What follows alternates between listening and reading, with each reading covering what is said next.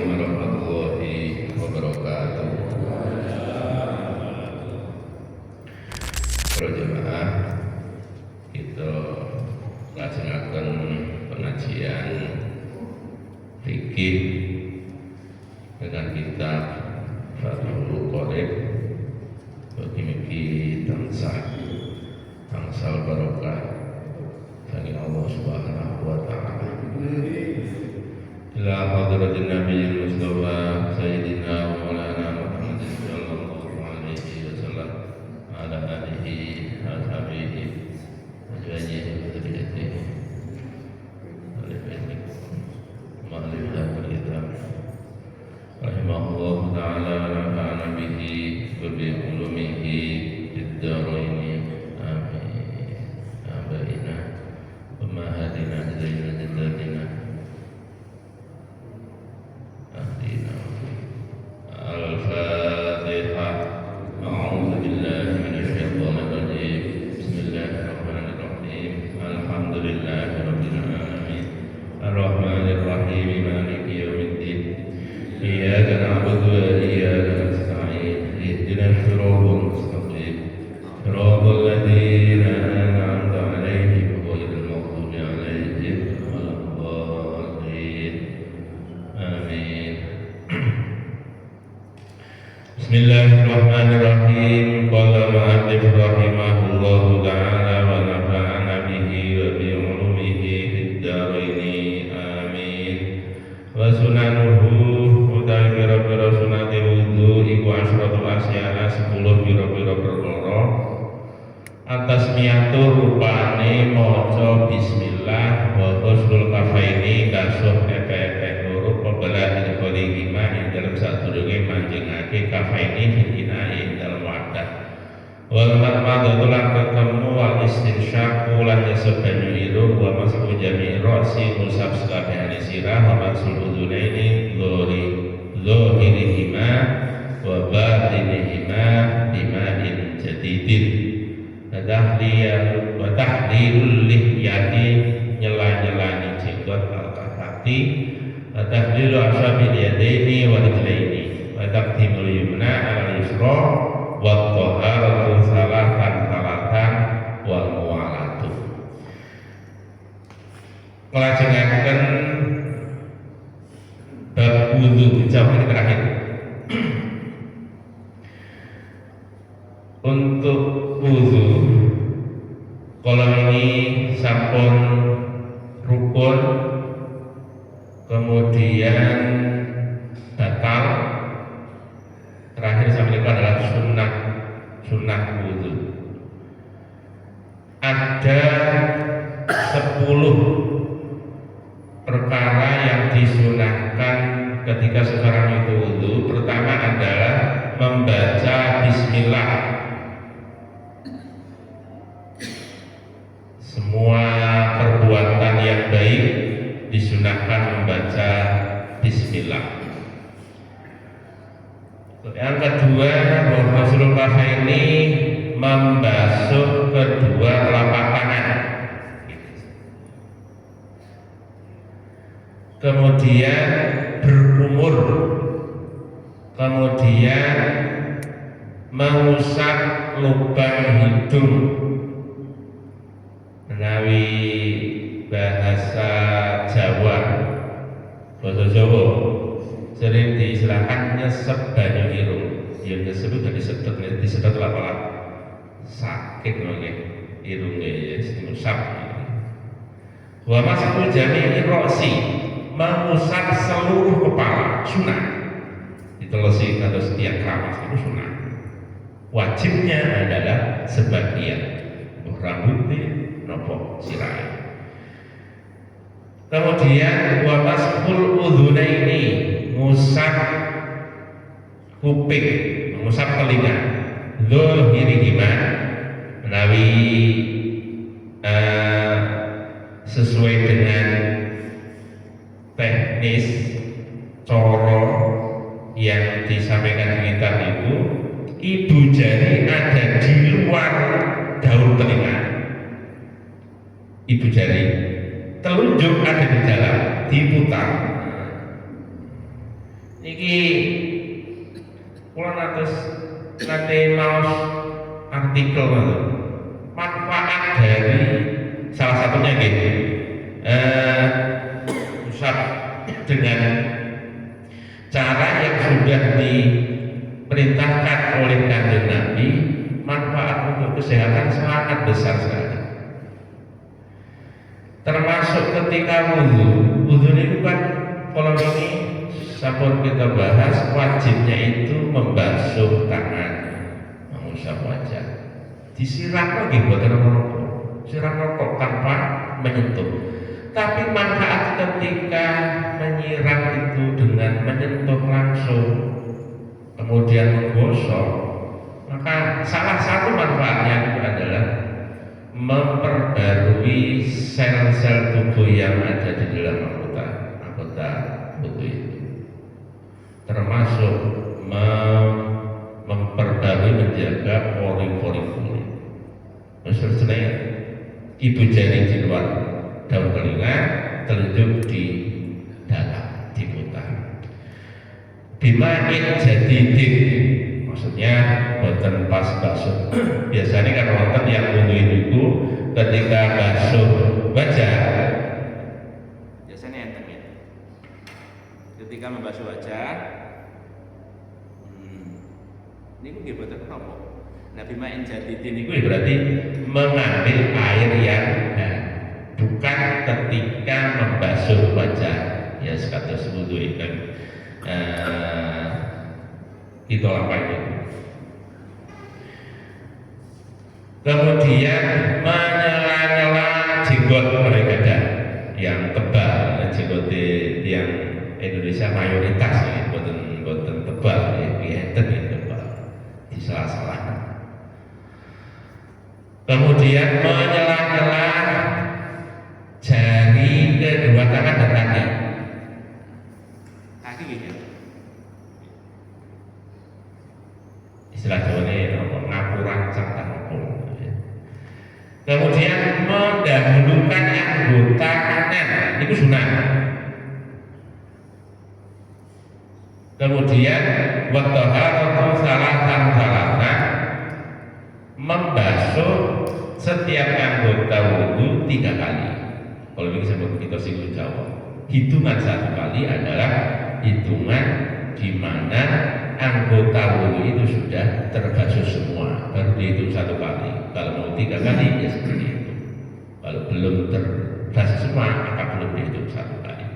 Wal muwalatu nuli itu terus menerus. Maksudnya apa? Setiap basuhan dari masing-masing anggota kalau wau boten dipisah. Ini sunah, tidak boleh berhenti. Misalnya berhenti, boten apa?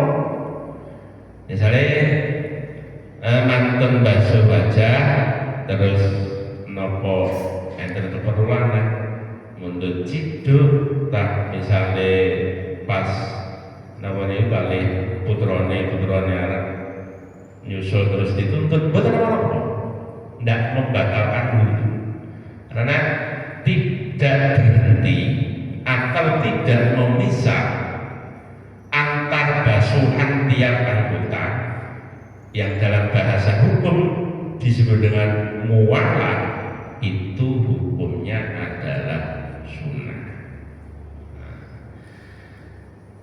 Jadi faedah dari mengetahui mana itu wajib atau rukun, mana itu sunnah, mana itu batal, yang kesemuanya sudah sampun kita pelajari mulai ini.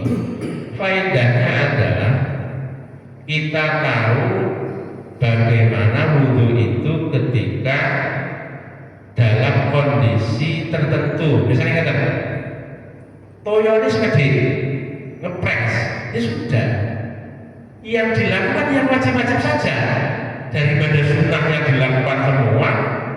Toyo ini betul cekak, apa betul salah. Itu faedahnya. Mana yang wajib, basuh wajah, tangan, kepala, kemudian kaki. kaki.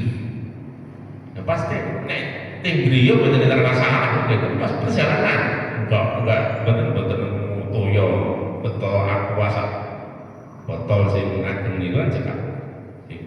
Saling terkait. Oke, besar kan cekak. Ya sudah yang wajib-wajib saja. Atau pas kepentingan. Nah, ini Jombang termasuk daerah yang apa itu murah banyu kan. Daerah Lamongan pas ketiga ya. Sampai enten istilah nek ketiga ora iso Jawa, nek rendeng ora iso ndodo. Nah, itu faedahnya. Kemudian misalkan lagi waktunya yang mepet, entah apapun sebabnya, nopo kemauan sebab itu, waktunya mepet, ya sudah yang dibasuh itu, yang dilakukan itu adalah yang wajib-wajib saja. Karena yang wajib itulah yang nanti sah dan tidak sah. Kalau dalam kondisi normal, menawi dalam hubungan tidak ada keperluan apapun, wajib sunnahnya kita lakukan secara maksimal sahih. Itu ya. Terakhir di dalam wudu, ting kitab ini boten dicantum makan tapi ting kitab itu syarat sah wudu ya jawab kalau ini pun kita singgung air suci mensucikan, syaratnya harus dengan air suci dan mensucikan.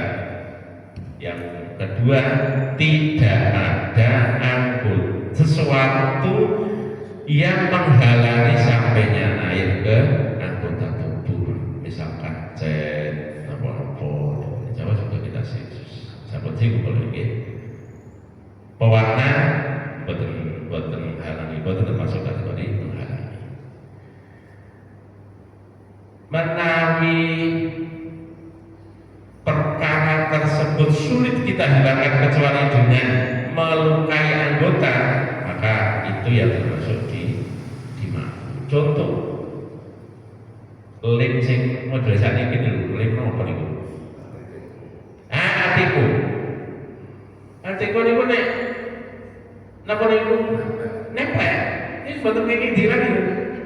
Nek di icali kadang bisa jadi kulitnya katut. Ini boten kedah dipaksa sampai karena ada kaidah ida doko itasaan kaidah. Ketika sesuatu itu dalam kondisi yang sangat darurat, maka hukum menjadi lunak, menjadi luas. Tinta boten, tapi tato itu termasuk kategori yang mencegah sampainya air ke kulit, ya ke anggota kulit. Ini sebabnya begitu, dia mandi nanti. Bagaimana ketika seorang itu bertato, kemudian dia menjadi baik, kemudian mau wudu, sholat wudu, gak usah ngenteni menghilangkan tatonya itu dengan cara di pistol seperti kalau di laser. Kalau itu membahayakan, baru nanti ketika nanti sudah nanti yang ngotot terus berarti melakukan kewajiban kudu di laser sih atau kudu di itu. Ini dalam doko itu itu syarat yang wajib di dalam wudu. Memakai air yang suci dan sisihkan dan boten enten sesuatu yang menghalangi sampainya air ke kulit. Yang kedua, ketentuan atau aturan-aturan di dalam wudu adalah ketika terjadi kasus di dalam wudu, misalnya begitu, dia mantun wudu ragu. Enten mantun saking kamar mandi pas badhe mlebet ing masjid apa pas badhe mlebet ing kamar sholat mulai griya. Mama, aku mau wis basuh tangan apa durung ya? Wis basuh kaki no. Sudah membasuh kaki apa belum? Ketika sudah selesai wudhu kemudian muncul di dalam hati kita keraguan seperti itu, maka tidak berdampak apa-apa dalam arti wudhunya tetap sah.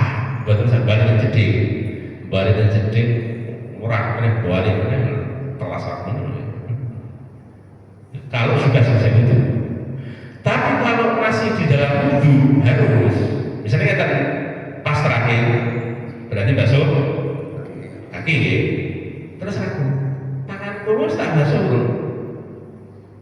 Biasanya ngeten niki terjadi ketika mayoritas ya mandi langsung wudhu. Kenapa? Kondisi sudah basah menawi pas betul jarang, tapi pas maksudnya kalau pernah kelamin betul pernah sering ya mantun siram langsung ragu atau itu. Kalau sebelum selesai wudhu maka harus mengulang dari anggota yang diragukan, dilanjut anggota setelah yang diragukan itu. Misalnya kalau contohnya pas basuh terakhir basuh kaki, kemudian ragu sudah basuh tangan apa belum, maka dia wajib kembali membasuh tangan. Setelah tangan apa? Setelah tangan kepala. Setelah kepala kaki dibasuh lagi, betul kok tangan kok setibalnya betul. Mengulang pada anggota yang diragukan dan anggota setelahnya. Batal kan ini. Nah ini paling sering. Nama paling musim adem aras-arasan wudhu.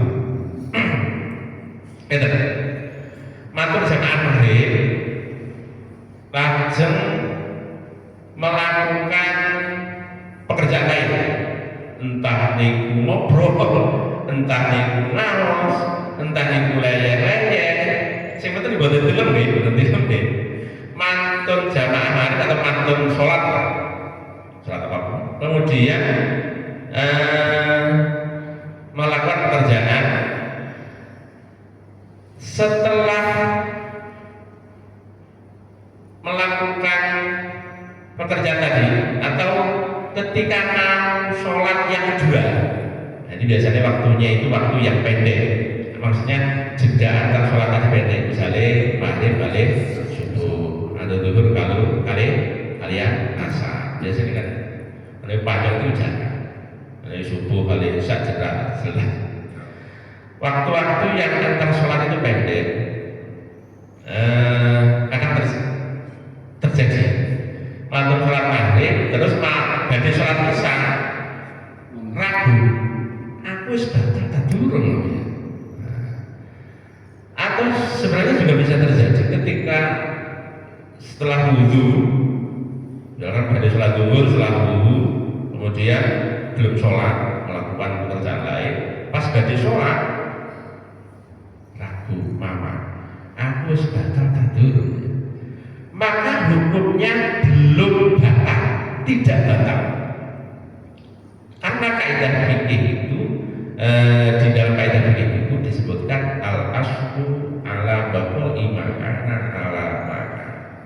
Asalnya sudah wudhu, kemudian ada perkara baru yang datang, ragu nggih, betul yakin disebut sesuatu asal, wis batal tak durung, hukumnya belum. Misalkan mau wudhu, monggo, tapi tidak apa-apa. Jadi kalau yang tidak boleh itu dikatakan harus wudhu, itu berarti boten tidak batal. Sehingga ketika dia langsung sholat sah. Tapi ketika dia mau pengen sing mapi, pengen yang lebih utama, lebih baik wudhu, betul. Tapi kalau misalkan ragunya ini kok mau wis wudu tak durung ya, maka hukumnya belum wudu. Senang sepi yang baik wudu. Misalnya waktu wudu, entah waktu yang antar jeda sholat tadi pendek atau pokoknya waktu wudu kemudian melakukan kerja lain, kemudian berdiri sholat, ragunya itu bukan batal atau belum. Aku mau wudu tak durung, maka hukumnya belum wudu. Senang sepi yang baik wudu. Kenapa? Asal orang itu belum wudu, asalnya kan belum wudu. Maka ketika ragu sudah wudu atau belum, maka hukumnya adalah belum, karena asalnya belum. Beda dengan kalau mau sudah wudu, batal apa durung, ya sudah kan wudunya, maka dikembalikan ke wudunya. Tapi kalau wudu nopo derek, maka dikembalikan pada dereknya, karena asalnya derek. Itu di dalam tata cara dan ketentuan-ketentuan di dalam wudu. Jawab sekap, Mas. Oke, monggo. Terima kasih. Langsung aja. Misal Ustaz begini, kalau kita wudu mungkin ada beberapa keran. Kita katakanlah awalnya wudu di keran nomor 1 misalnya. Tiba-tiba keran nomor 1 ini airnya macet, terus kita pindah ke keran kedua atau ketiga, apakah wudunya sah? Ada beberapa keran. Pertama wudu di keran yang nomor 1, setelah itu kerannya mati. Ini juga sering terjadi. Pindah ke keran kedua, apa boleh? Boleh pindah ke keran ketiga dan selanjutnya angsa dan sah. Tidak mengulang tadi, Dan tidak mengulang. Boten mengulang, tidak harus mengulang anggota wudunya. Maka tadi disebutkan terus menerus itu hukumnya sunnah. Jeda itu batasannya apa? Batasannya apa? Tidak mengulang anggota ketika tidak terus menerus itu. Batasannya adalah ketika basuhan anggota tersebut belum kering. Harus dengan ukuran yang kondisi normal ya, cuaca normal. Makanya kalau gambaran misalnya Anton wudu di masjid Riki kemudian putih sudah dekat ya, betul tadi. Nah, misalnya wudu di masjid terus misalnya Abah Haji wudu mati, kira-kira langsung demi griyan wis kena apa derek. Oke intinya nek derek, nek kula boten indah kula nomor lah contohnya tidak. Kula wudu di mriki mati, karena kula langsung melanjutkan itu boleh. Misalnya Bapak Edi jelas ya, mantap ya begitu. Langsung meneruskan tidak usah pulang, karena batasannya itu adalah selama basuhan di anggota tersebut belum kering dalam kondisi cuaca yang normal. Yes, kata sedikit. Pak. Itu dari rumah ke masjid, nunggu kokohan sini batal. Nonton wudu terus rokokan, boten batal, cuma boten saya. Makro itu. Oke, monggo tadi. Oke.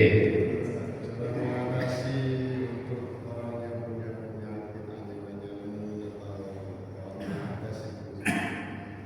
itu kan baru habis itu kok kayak kena lagi mengalami gimana? Ya. Nggih. Anyang-anyangan. Itu Taibul Hadas. Kalau memang itu benar-benar kenapa nih? Taibul Hadas itu sangat potensi besar ada dugaan itu netes. Maka caranya dibungkus plastik. Nah, atau kan besar. Oke, nek jalan dibungkus, nek sini di besar. Itu deh, karena ini kondisi yang tidak normal. Dalam kaidah ini ad-darurat tubihul mahdurat. Sesuatu kondisi yang terpaksa itu memperbolehkan sesuatu yang asalnya tidak boleh, asalnya membatalkan.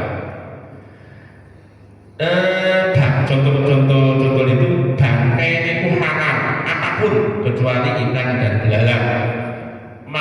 Tapi ketika dalam kondisi darurat nek gak mangan bangkai tersebut nyawanya terancam, maka bangkai yang asalnya haram menjadi halal.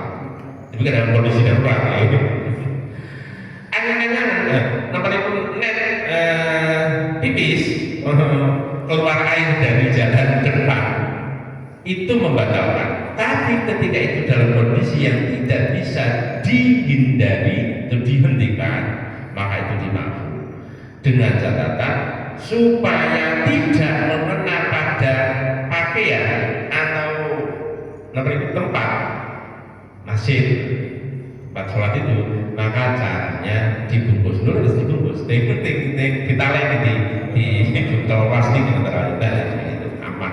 Aku pas sholat netes gak batal, gak batal.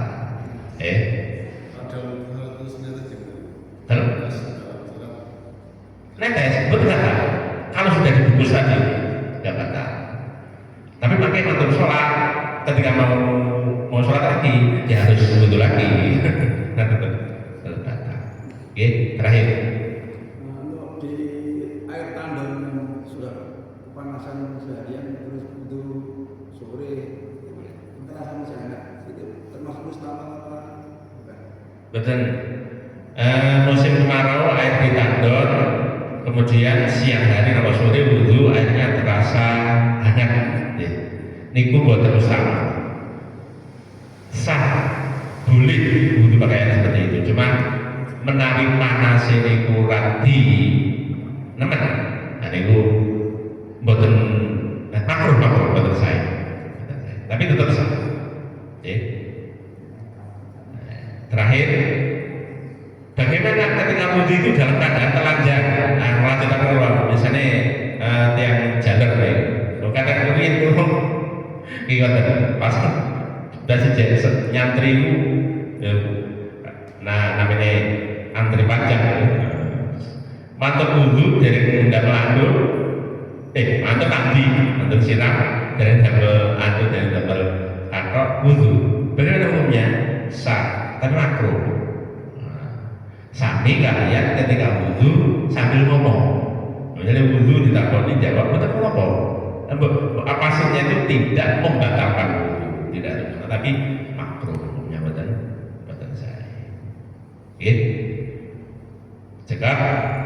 Monggo kita akhiri kalian doa kafaratul majlis. Bismillahirrahmanirrahim.